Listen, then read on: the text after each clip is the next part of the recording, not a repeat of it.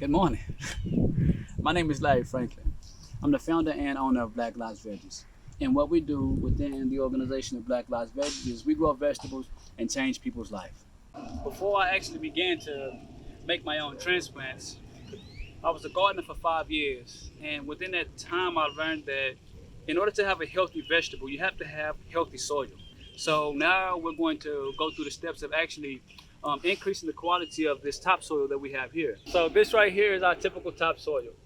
Um, you could purchase it anywhere, Home Depot or Whittlesey. That's a really good look of it.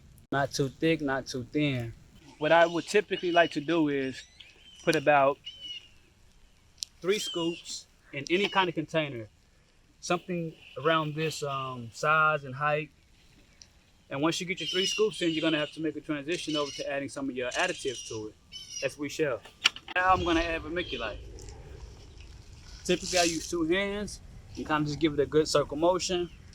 Notice, feel. Once I feel comfortable with it, I move on to the next additive, which is peat moss. Not too much moss, because what I've learned is that if you put too much peat moss in, it'll hold everything together and you'll get clumps of dirt. So I like to give it just a nice sprinkle. This is blood meal, which is high in nitrogen, an important element toward a vegetable's growth and sustainability. Just a nice sprinkle of it, not too much. Now we're gonna add blood meal, which is high in phosphate. Nice powdery substance, nice sprinkle.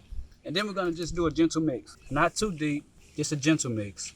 So once we get our mix, we're gonna grab a 4-inch starter and just gently insert. Nice pat down, that's one. We're gonna do 2 just for the sake of it. And the same rule will apply. The next step is gonna be actually planting the seed. So to get the soil top preparated, we're gonna use a finger. From the start of my index finger to about here is an inch. We're gonna gently give it a small poke in like that. We're gonna take the seed. So we have the kale seeds here. This is red Russian. Typically I like to do no more than 3 seeds per 4-inch. So I have 3 here and it's going in and it's gone. Once we have the 3 seeds in, we give it a gentle cover, a nice dap, and typically we would water, but we're gonna do it brother. 3 seeds, they're gonna go in, and then we're gonna do a gentle cover. So once we have the seeds in, we're gonna do a gentle water. We don't want to disturb the seeds and their placement. We currently want them to sit still there, so we have to give it a light water. And a lot of the times the soil is manipulating, so you see the water hovering on top of it. You really want to give it some time to sink into the soil. So that's one stage of watering, and then we'll come back with a second stage. And it has to be light. That's our second stage of water. Let's move on. And a really good reference point that I like to use when watering is my finger. You have all the tools that you need around you. So see how it's absolutely dry. Now, to make sure that the water is getting into the soil, which is going to stimulate the growth of the vegetable, I just kind of dab it. And you see, at the tip of my finger, it's letting me know that the water is actually getting down there. So that's satisfying. People, where we are now is we sit back and we wait for about maybe a month at a time, and we should be able to put this transplant into the ground. In about maybe 1 to 2 weeks, we ought to start seeing some type of growth, meaning something green coming out of the soil. And yeah, that's that. What is Black Lives Veggies?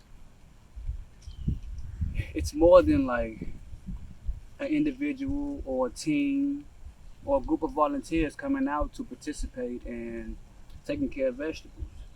Vegetables are a really important aspect of what Black Lives Veggies do or does. But overall, the idea is to give the information away that has been freely given. To give the information away so that we can diversify the opportunities for people that come from disenfranchised communities like myself to own something.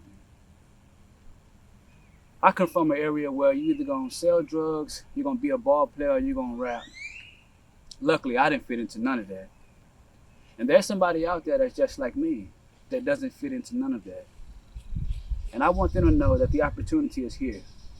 Not only to own something different, but to own something and give back to your community in a healthy, sustainable, and successful way.